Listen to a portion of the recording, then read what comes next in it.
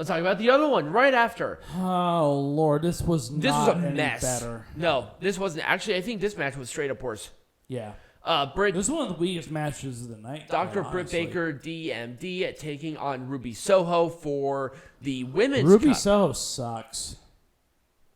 I hate agreeing with you, but in this case, I might have to agree with you. Yeah, she sucks. So the bloom is off the rose with Ruby Soho. Ruby Soho is terrible. And then people want her to turn heel, and then she didn't turn heel. It's like, this is stupid. But at least Baker won. I did not like the ending either. It was a roll-up. Oh, a fucking roll-up? Yeah. Really? Yeah, for the winner of the Owen Hart tournament for the women's. Right. Whatever. It's like, come on. At least Adam Cole won with like a finisher move and a pin. That's true, but we'll get to that one to make Pro Wrestling Majestic. Yes. Again. Let's move on. This was a mess. All right, we are back. A peanut of the gallery. Let's make this majestic again, starting with CM Punk and Hangman Page. Number 1. Before we even get into it. There were too many matches. There were way too many matches in this fucking card. They could have taken out 3 matches and nobody would have cared. Right. In fact, people would have been happier. There were a lot of people on Twitter really upset of the length of this event. And I think this match, unfortunately, suffered for that length. I couldn't enjoy it. I was exhausted, man. I was so... You were like tired. You saw so much already. It's almost 11 o'clock, and I just want to have a glass of wine. You have a glass of wine right there, literally sitting right there. But unfortunately, like I said, it would have been a good match. Well, it was a good match. It would have been better if AEW knows how to control their timing. Yeah. WWE, I always give them credit. They know what they're doing as a part of timing. Also, putting the belt on Punk was appropriate. It had to be at this point, and I like Hangman. I do. Here's the thing: Hangman Page is not. He's not moving the needle. Hangman he is in his mid-20s. He's going to be fine, but with the length of of how long the company's been around, and based on the ratings, they had to do something. And I think putting the title on an established star like Punk is there. Also, CM Punk said that his time in WWE was wasted. Are you fucking kidding me? You would not be the legend that you are without WWE. Like, period. Yeah.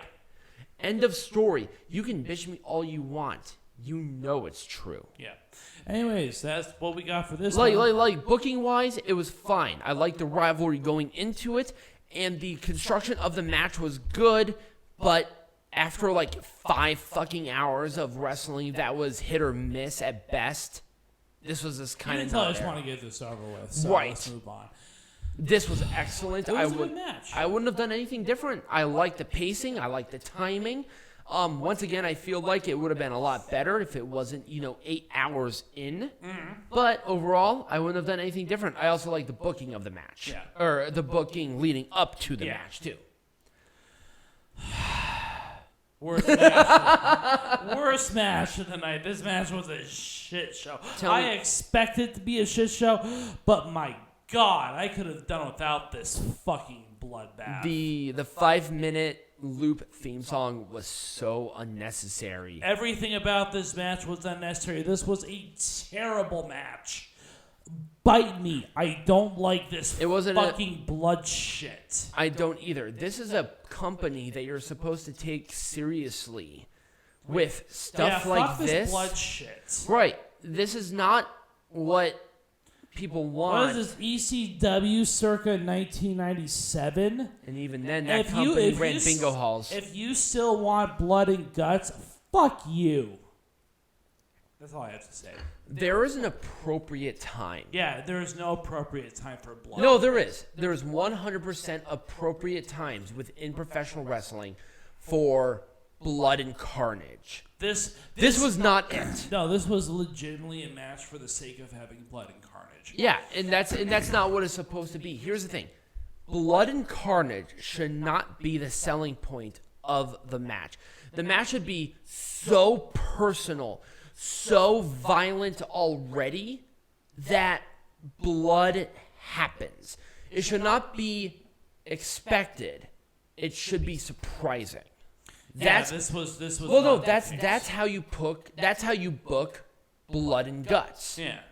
It's like, these two people, like if it was like Jericho and Eddie Kingston by themselves in a like a Texas death match, whatever, there's at least something there. Right. They got personal. They got there. The rest of these people were not necessary. No. Like 0 point of that was necessary. Like 0. Oh, this one is weird because here's the thing. I hated the lead up to it. The match itself was great. Perfect. I couldn't have said it better. Like it was that bad. I mean, the segments were a fucking mess, every single one. But then you get to this match where the expectations were not as great because of how bad the lead up was. Then you have this awesome match. The only thing I would have done was take Aubrey Edwards out of the match because she was. God, Aubrey Edwards is terrible. Her distraction here was just abhorrent. Abhorrent. It was hard for me to enjoy it because the Aubrey Edwards run around like a fucking chicken with his head cut off. And it's like, can you leave them alone and stop doing weird animated shit? You're a referee. You're supposed to be essentially invisible to the audience. And you are running in between spots. You're in the wrong place. And it's so bad. And I do not fault either one of these women for that. It's not their fault. They pulled off a great match overall. Can we skip this one? No. We're going to talk about it. And because I want to trash this. Paige Vanzant. Hey, Tony, my boy. Paige Vanzant is not ready for not just pay-per-view, but for television. She sucks. Ty Conti sucks. Period. She's improved from her time in WWE. I'll give you that. But she's so focused on being the Sammy Guevara AEW locker room cum rag that she's lost the plot. She has. Yeah, no one cares. Sammy Guevara has lost all interest in me, and I think everybody else. Yeah, why do I care? Nobody cares. A guy who actually had potential to be possibly at least someone that was kind of there is now gone. Nobody cares. Cool. I think AEW has ruined Sammy Guevara and Ty Conti, period. Don't care. I don't think they're redeemable. I hope Frankie Kazarian gets that stink off of them. I hope everybody but these two get, even Paige Vanzant. It's like she might be green as fucking like morning fucking dew, but at least she's athletic. That's true, but there's potential with her. She was not ready for this spot. There is no saving Ty Conti and Sammy Guevara at this point. At least Scorpio Sky and Ethan Page are fantastic, and hopefully Frankie Kazarian can recover. Frankie Kazarian doesn't need anything. This would not have been on a pay-per-view, by the way, at all. This would have been on Rampage. This is the last minute fucking decision. It was stupid. Like this fucking match. Oh God!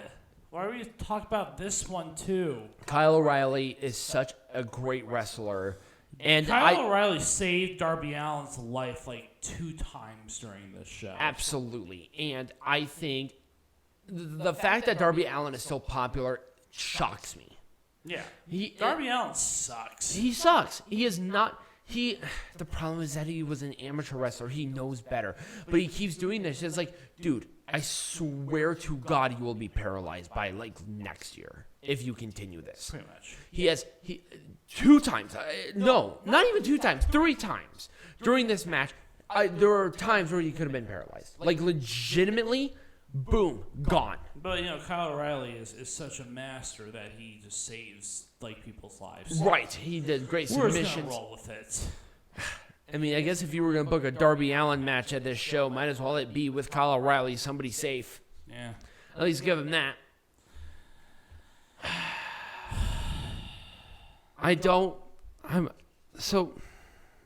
What is the point of the Owen Hart Foundation tournament other than to promote the Owen Hart Foundation? The Owen Hart Foundation is for scholarships for underprivileged youths, which is great. I don't mind it. But this thing has been around for longer than AEW has threefold. What was the point of this tournament? Well, here's my gripe about this. So, Britt Baker won this match. Adam Cole won the other match. Aren't Adam Cole and Britt Baker in a relationship? Why Adam Cole didn't propose right there, I don't know. That would have been a cool moment. I mean, that's my thing. It's like, dude, put a ring on that bitch. Right, like, seriously. That would have been the perfect opportunity to do so. I understand, like... Why was Ruby Soho in this match? Because Ruby Soho sucks. It should have been Chris Statlander. Mm-hmm. She was more popular. Did you see her shit on Rampage? She was so popular. They had a great match. This match was mediocre. Yeah, Ruby Soho's mediocre at best. Yeah, unfortunately. It's like, oh, wait, why is Ruby Soho not getting over? Because she's not really that good. No. And that sucks saying. Because I like Ruby. Not. I like Ruby Soho. Sure, her whole character is about as it's as stale as bread. It's getting old. Yeah, it's getting a little old. It's like it's kind about as stale as a London street. Oh well, that's really her. Okay, cool. Maybe crank it up to like infinity. Maybe you'll have something. She seems very reserved. Yeah, and that's the problem. Here's the thing with Dr. Britt Baker. She cranked up an IRL situation of her being legitimately a dentist to infinity. Exactly. And that's why it works. Right, and that's why she's popular. Right. Ruby Soho's like, oh, what's your goal and purpose? I'm a punk. Okay, cool. What are you going to do? I'm going to do an 8 on the punk. No. Crank that shit up and then break the knob. Then it will work. Right. Because it's really not hard. I did like her entrance. I will say that. Rancid doing the live performance, I thought they did better than the fucking Fozzy guitarist again. Oh, the Fozzy guitarist that did fake shit? Yeah. Yeah, I don't care about that. It was garbage. I don't care about the Fozzy guitarist. At least Rancid was good. She can get over it. Anyways, let's talk about this one. This one, I was so disappointed. Yeah. This could have been so much better. These two were on autopilot. Nobody cared. Like, seriously, buried that far into the card, nobody cared. If this is going to be how you pay tribute to Owen Hart with all the matches that you had leading up to this, shit, might as well bring Owen Hart back up and drop him back down to the ring. Just bring him up from the fucking grave at this point because this was stupid. I mean, he might as well kill himself. Oh my God, Jesus! So here's the thing: like, he'll put himself in a plastic. These are the make the death faster. Jesus. These are the finals of the Owen Hart Foundation tournament of the tribute to Owen Hart. You guys, go.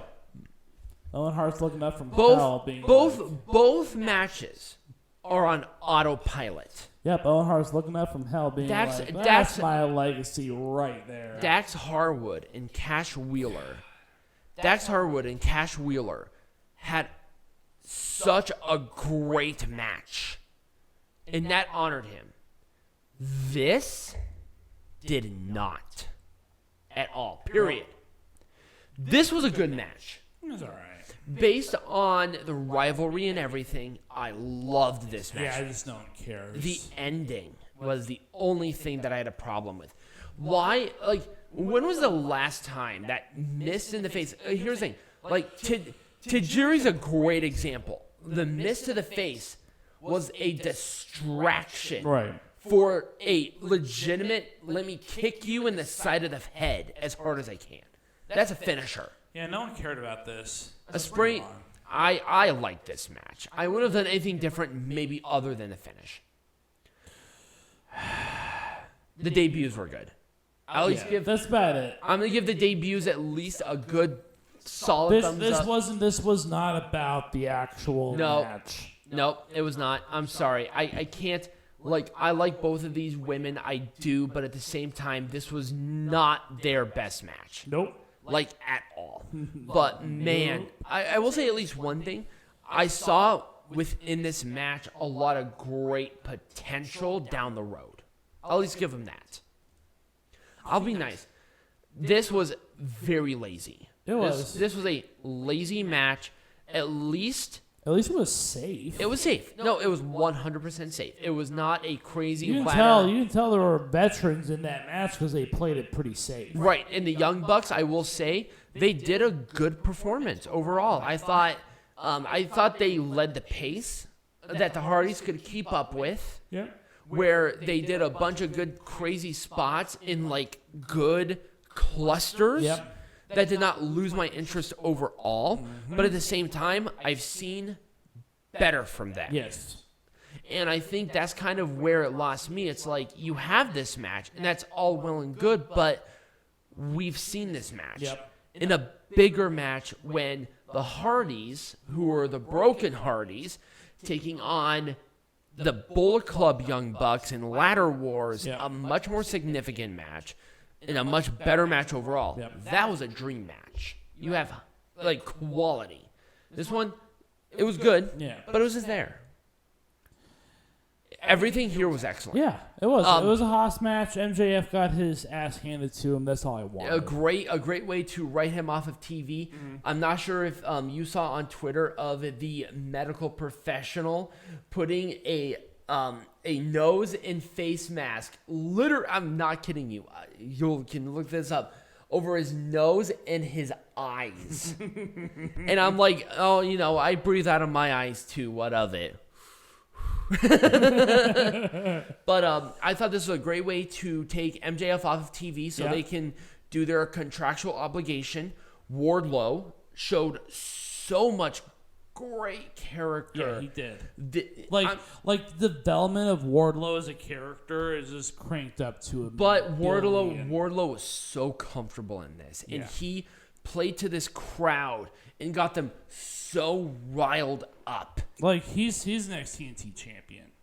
I wouldn't be surprised if he's the next face of the company. Give him some time. Yeah. He has the athleticism. He has the look. Like I said, if Scorpio Sky is looking for a new person. Yep. He has the character. Wardlow has. I will say one thing. Like I even said this to Peanut Gallery earlier, that Velveteen Dream had the it factor. I think Wardlow has that it factor. I think he has all the tools to be possibly a future AEW World Champion. Give him some time, and they're doing that right. Give him that time to really develop. He'll be your face of the company. All right, easily. Let's move on to the last match. I hate saying that I liked it, but I did like it. I really did. I thought it was cute. I thought it was funny. It was cute. And people were really into the match, and it made me smile. The contrast of Hook and Danhausen, Blankhausen. It was good. I really liked it. Smart Mark Sterling was really funny, and I thought Tony Nese and Hook were a great contrast of the comedy that kept people invested that this was a wrestling match. Yep. So I wouldn't have done anything different. So that was it for Double or Nothing Peanut Gallery. Next week is going to be weird. Why is that? Male parental unit is going to be in town, so we will not be doing a show. We will not. I know it's kind of weird because we have 2 pay-per-views next week. Following week, we got 2 pay-per-views. That following week, we're going to have a marathon of shows. We're going to cover Hell in a Cell. We're going to cover... in your house. We're also, that week, going to also cover Always Ready. And we are also going to be covering Wrestling not Dontaku. Dominion. Dominion. It's going to be a hell of a week. But spending time with male parental unit is way more important than the show. So I hope you understand that. No show next week as far as we know. Now, that could change on an instant depending on what's going on. But we are not planning on doing a show next week. Do not expect a show next week. Expect a marathon show the week after. Mm-hmm. So if you did enjoy this video for the length of it, remember to like this video, subscribe to the channel, become a patron. All the links are going to be in the QR code right next to moi. And as always, be majestic.